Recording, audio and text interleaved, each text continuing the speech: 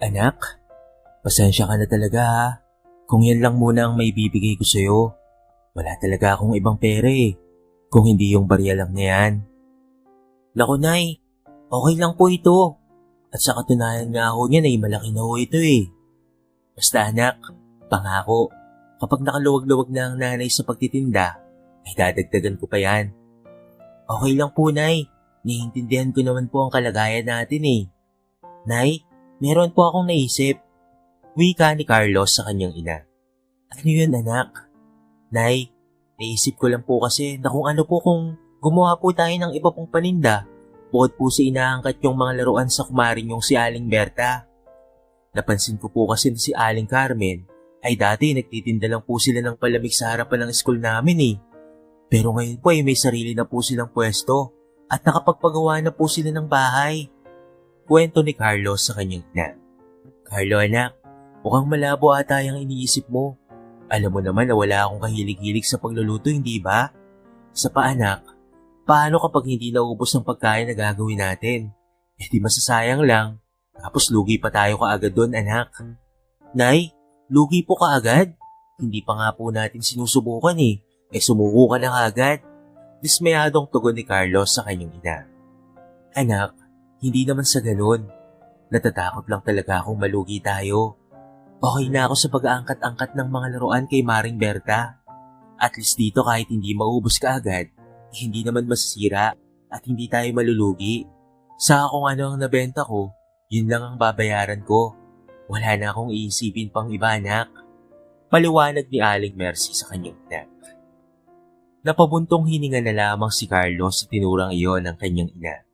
Simulat sa pulkas ay mahina na talaga ang loob nito pagdating sa pagnenegosyo.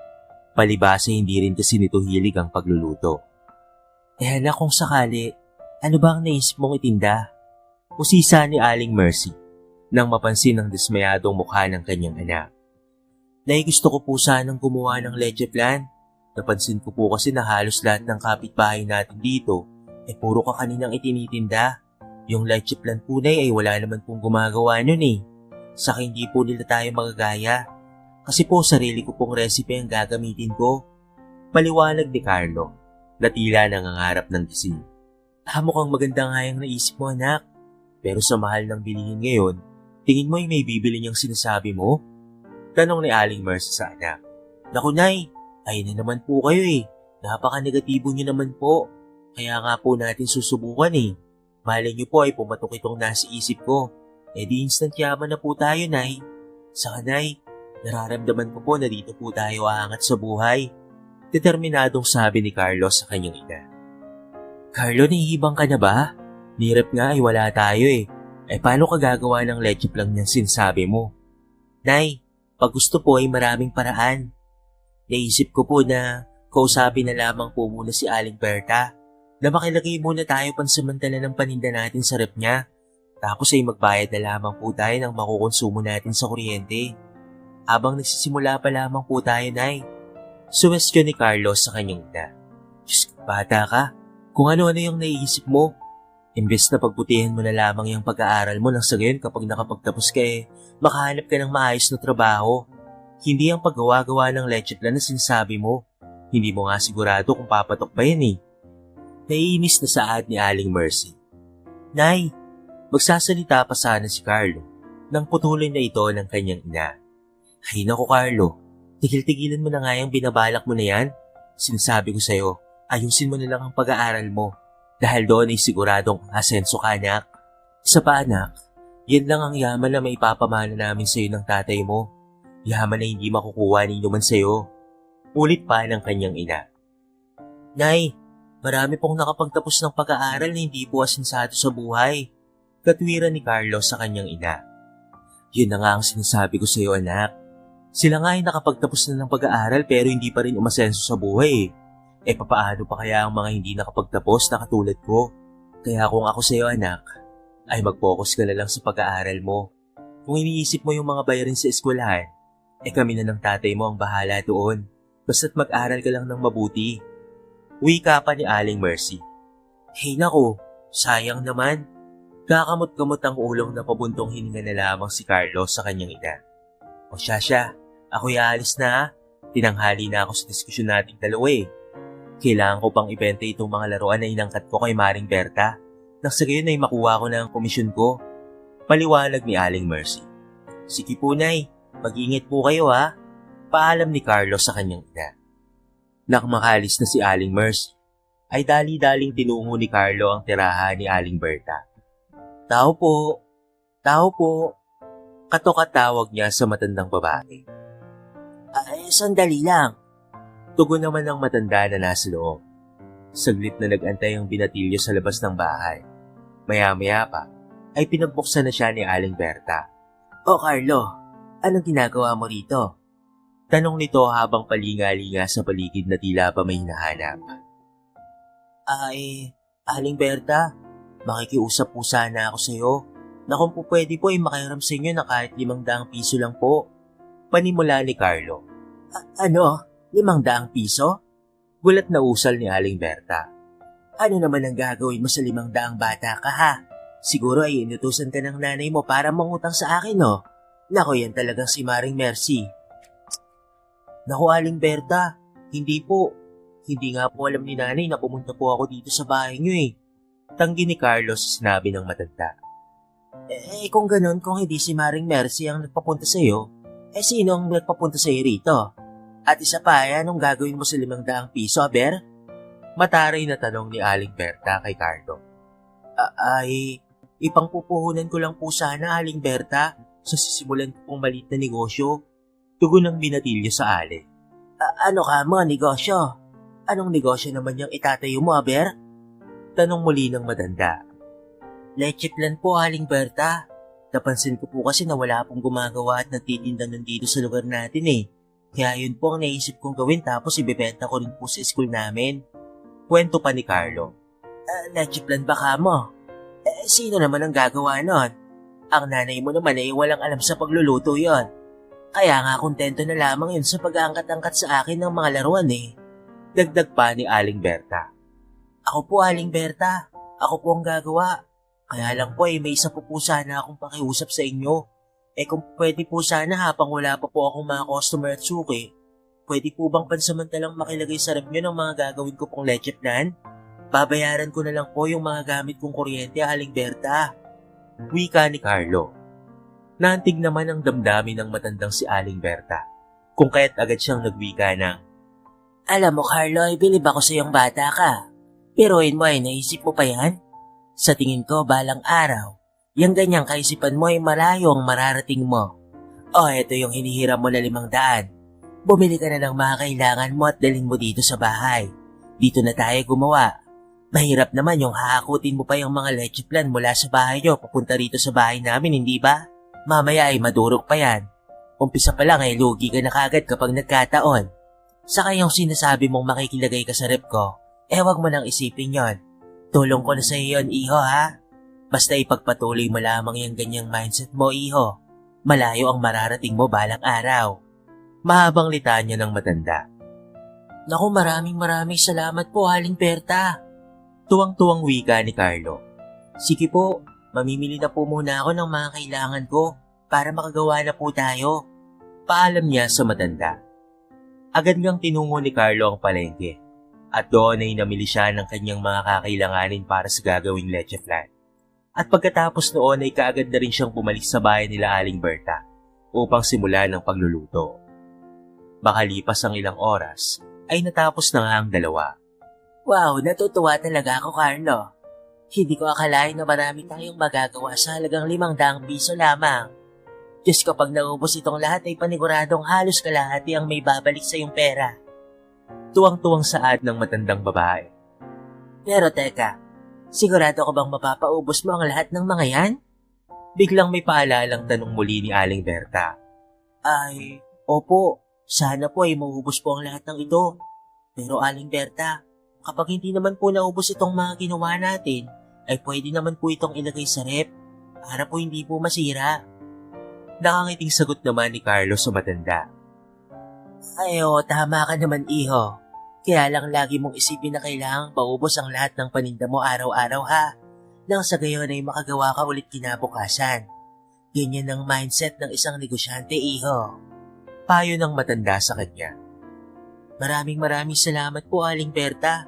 Tatandaan ko po ang lahat ng mga payo niyo sa akin. Tugon naman ng binatilyo. O siya ay umuwi ka na at baka hinahanap ka na ng nanay mo.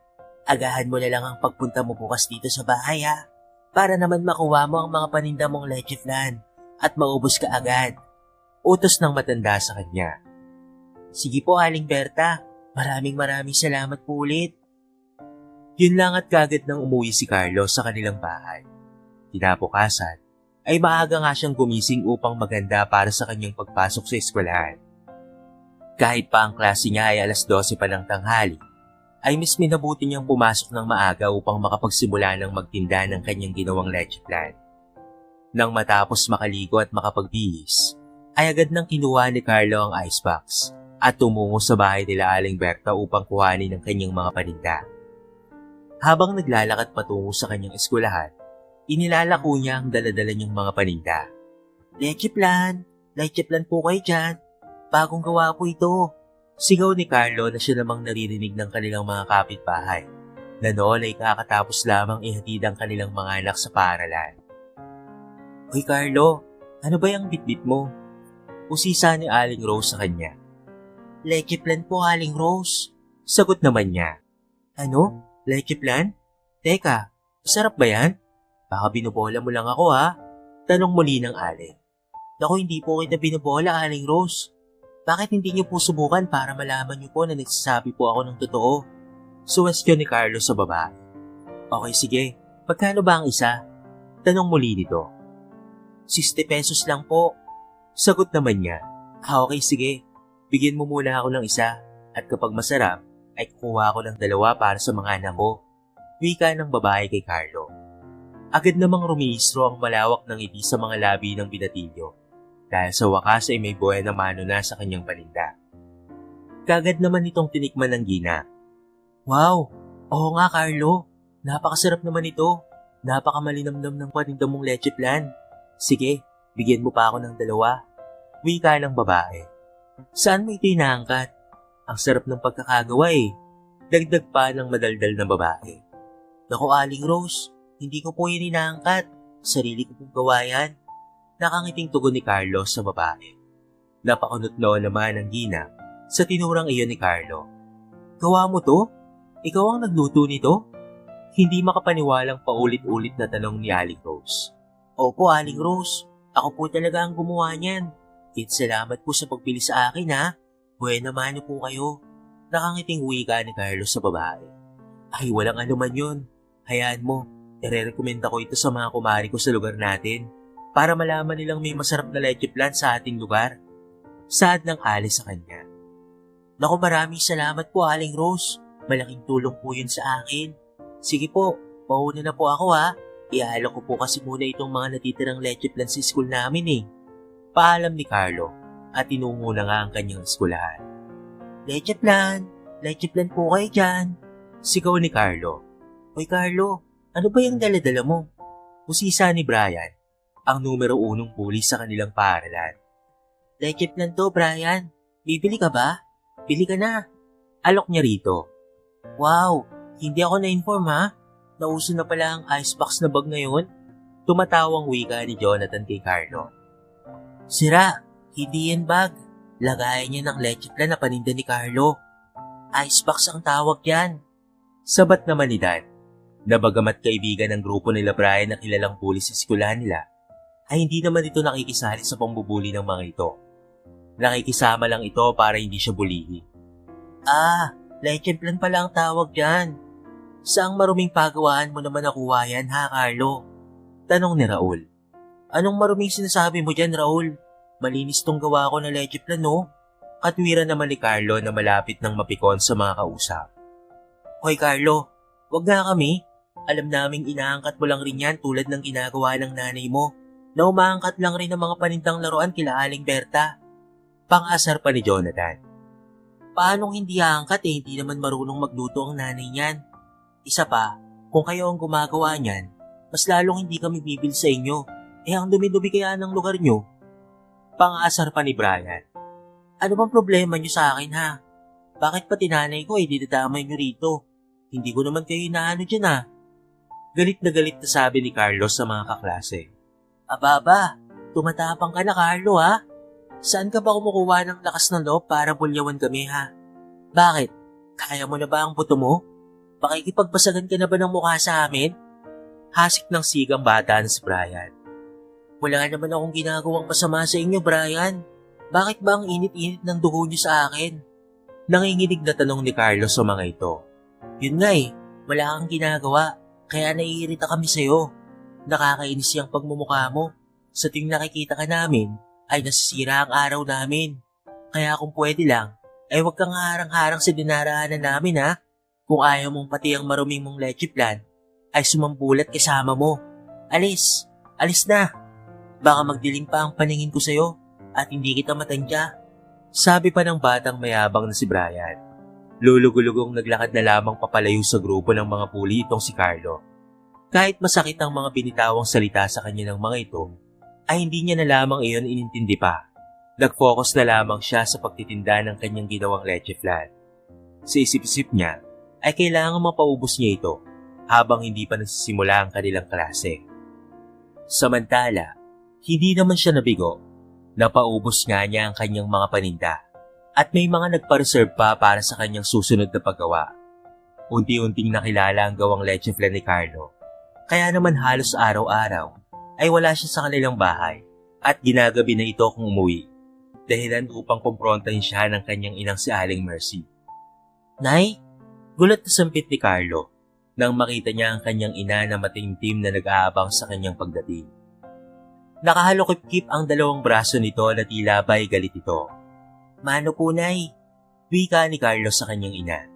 Aba Carlo, napapansin ko na araw-araw ay ginagabi ka na ata sa pag-uwi mo ah. Saan ka ba nagpupupuntang bata ka ha? Hindi na kita naaabutan dito sa umaga dahil maaga pa lamang ay umalis ka na. Sa gabi naman, halos tulog na kaming lahat wala ka pa. Tulad ngayon, hinabi ka na naman. Ano bang pinagagagawa mo sa buhay mo ha? Singal ni Aling Mercy sa kanyang anak. Nay, ito po.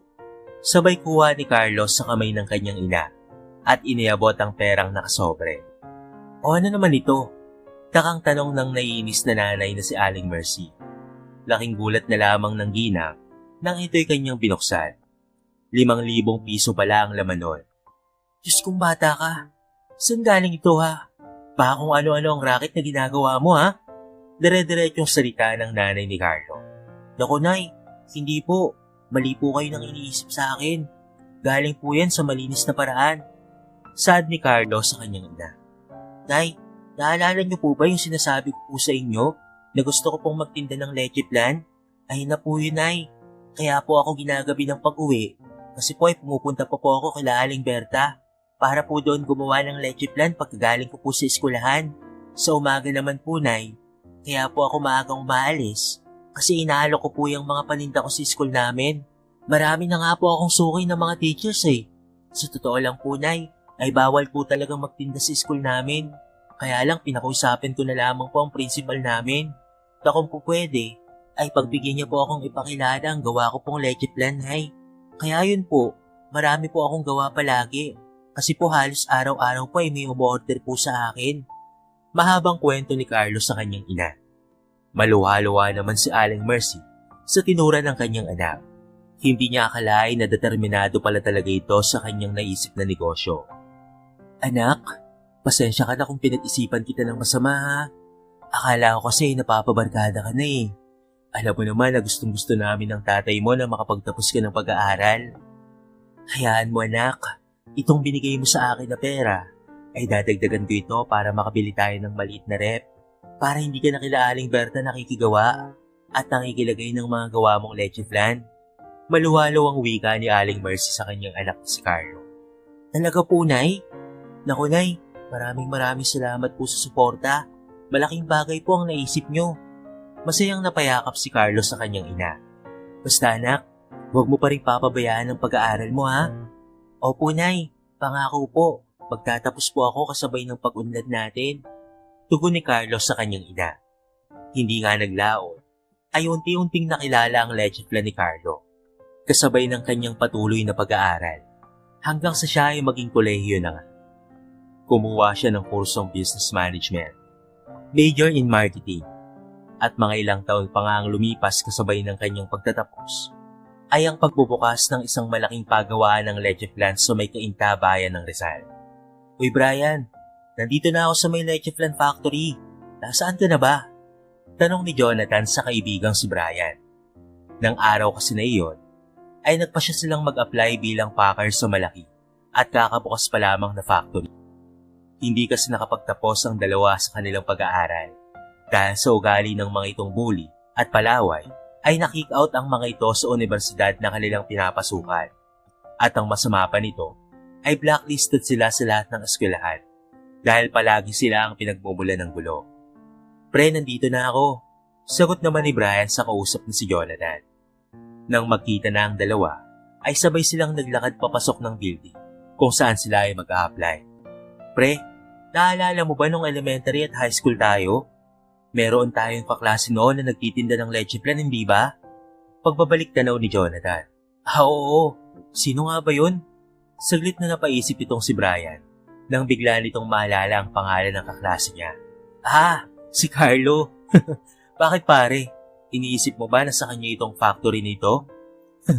Imposible pare. Baka nga hindi rin yun nakapagtapos ng pag-aaral eh. Ang sabihin mo, baka dito siya umaangkat dati. May pagmamataas na sabi ni Brian. Ako, imposible yun Brian. Kakatayo lang ng factory na to eh. Wala pa nga tong isang taon eh. Tignan mo nga mas hiring sila. Saad naman ni Jonathan sa kaibigan. Sus, hayaan mo na nga yung si Carlo. Sa dinami-rami ng maaalala mo, yung tao pang kinaiinisan ko pa ang binanggit mo. Asar na wika ni Brian sa kaibigan. Bakit ba ang init-init ng dugo mo doon, Brian? Takang tanong ni Jonathan. Hindi ko nga rin alam eh. Basta pag nakikita ko yung pagmumukha nun, kumukulo talaga ang dugo ko. Ayaw ko sa mga katulad niyang paawa effect. Maya-maya pa, ay naputol ang usapan ng dalawa nang may biglang magsalita at ipinakilala ang may-ari ng factory na kanilang papasukan. Halos mabuwal na lamang ang dalawa nang malamang si Carlo Vargas pala na dati nilang kaklase ang nagmamay-ari ng malaking factory ng leche plant. Sa sobrang kahihiyan, ay lumabas na lamang ang dalawa sa gusali na iyon. Hindi nila matanggap sa kanilang mga sarili na ang dating inaaping kaklase ngayon ay may-ari na pala ng isang sikat at napakalaking pagawaan ng leche plant. Hiyang-hiya si Jonathan sa kanyang natuklasan, habang itong si Brian naman ay galit ang nararamdaman dahil ang dating binubuli niya ngayon ay mas mataas na sa kanya ang estado ng buhay. Mula nga ng araw na yun ay lalo pang nakaranas ng hirap ang dalawa dahil walang ni isang kumpanya ang tumatanggap sa kanila. Dahil bukod sa wala silang natapos, ay kilala talaga silang nanghahamak ng kapwa. Samantala, masayang-masaya ang pamilya ni Carlo sa tagumpay na natamo ng kanilang anak. Dahil doon, bilang pasasalamat, ay nagpakain sila sa mga tao sa dati nilang tinitirhang lugar. Kasabay noon ang blessing ng kanilang bagong bahay. Nabalitaan naman ito ni Aling Berta, na noon ay nakatira na sa kanilang probinsya. Lumuwas lamang ito para pagbigyan ng imbitasyon ni Carlo sa kanya. Carlo, iho, natutuwa talaga ako sa tagumpay na narating mo. Naiiyak na wika ng matanda. Naku, maraming salamat po Aling Berta at dumating po kayo. Una sa lahat, ay sa iyo po talaga ako nagpapasalamat dahil sa pagtitiwala niyo po sa akin. Kung hindi po dahil sa inyo at sa tulong niyo, ay wala po ako ngayon sa kinalalagyan ko. Wika ni Carlo, sabay abot ng sobra sa matanda. Ano ito, iho? Takang tanong ni Aling Berta. Nagulat siya nang buksan at makita ang laman nun. Diyos ko, napakalaking halaga naman ito, Carlo. Hindi ko matatanggap ito. Tanggi ng matanda. Naku, Aling Berta, sige na po, tanggapin niyo na po yan. Kung tutuusin nga po ay kulang pa po yan sa naging tulong niyo sa amin ng pamilya ko. Saka alam ko po na kailangan niyo po yan. Pagdagdag po yan sa pagpapagamot ng asawa niyo. Wika ni Carlo. Nako, iho, hindi naman ako humihingi ng kapalit. Masaya ako sa mga naitulong ko sa iyo noon. Bukal sa puso ko ang mga itinulong ko sa iyo noon dahil alam kong meron kang potensyal. At hindi nga ako nagkamali, iho. Ito ay may haman ka na talaga. Talagang ang layo na ng narating mo, iho. Natutuwa ako para sa'yo. Pero sige, iho. Kung talagang ibinibigay mo ito sa akin at para sa akin ito, maluwag sa puso kong tatanggapin ito. At talaga namang ipinagpapasalamat ko sa Diyos na ikaw ang binigay niyang instrumento para sa pangangailangan ng aking asawa. Naiiyak na sambit ni Aling Berta. Niyakap naman siya ni Carlo at muling nagpasalamat dito. Naku, Manang Berta, huwag na po kayong umiyak. Para po sa inyo talaga yan. Tuwang-tuwa naman ang matanda at ang buong pamilya. Mula nga ng araw na yon, ay tuluyan ang nakilala ang leche plan nitong si Carlo. Naging matulungin rin siya sa mga taong nangangailangan, lalo na sa mga batang may pangarap sa buhay. Dahil sa kanyang kumpanya ng leche plan, ay maraming tao ang nabigyan ng trabaho. Maraming tao ang natulungan nitong si Carlo. Kahit pamalayo na ang kanyang narating, ay hindi pa rin nagbabago ang kanyang napakabuting puso. Sa kwentong ito, ay marami tayong mapupulot na aral. Isa na nga riyan, na huwag tayong tumigil sa pag-abot ng ating mga pangarap.